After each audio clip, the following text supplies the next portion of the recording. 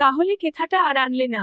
না, তবে আমি এক বৃদ্ধাকে সাহায্য করেছি, আমাদের থেকে তার প্রয়োজন অনেক বেশি ছিল। এরপর রামু আর তার স্ত্রী ঘরের ভেতর চলে যায়। পরের দিন রামু যখন বাজারে যাচ্ছিল, হঠাৎ শুনল এক বাপ ছেলের কান্না, বাবা অসুস্থ, চিকিৎসার টাকা নেই। ভাই, এই শেষ এক টাকা নাও, বাবার চিকিৎসা করাও। ভাই, নিজের অভাব থাকা সত্ত্বেও আপনি আমাদের সাহায্য করলেন। ঈশ্বর আপনাকে সুখে রাখুন। ছেলেটিকে টাকা দেওয়ার পর রামু বাজার না করে বাড়িতে ফিরে আসলো। খালি হাতে রামুকে বাড়ি ফিরতে দেখে মায়া কান্নায় ভেঙে পড়ল এবং নিজের সোনার আংটি স্বামীর হাতে দিয়ে বলল, এটা বন্ধক রেখে চাল ডাল আনো, না হলে বাচ্চারা না খেতে পেয়ে মারা যাবে।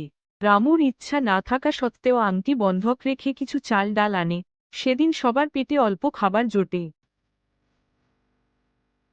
রাতের বেলা রামু আর তার স্ত্রী যখন তাদের দুই সন্তানকে নিয়ে গভীর ঘুমিয়ে পড়েছিল, তখন দুইটি চোর দূর থেকে কিছু সোনাও চুরি করে এনে তাদের বাড়ির সামনে লুকিয়েছিল। পুলিশ আমাদের পিছা করছে। আমাদের এই থোলাটা রেখে পালাতে হবে, না হলে ধরা পড়ে যেতে পারি।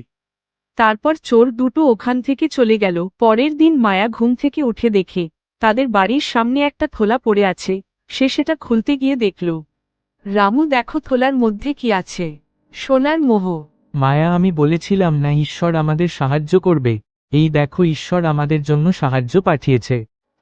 এরপর রামু আর মায়া সুখে শান্তিতে জীবন কাটাতে লাগল। এই রকম আরও মজার ও শিক্ষণীয় ভিডিও দেখার জন্য লাইক, কমেন্ট, শেয়ার ও সাবস্ক্রাইব করে পাশে থাকা বেল আইকনটিতে ক্লিক করুন।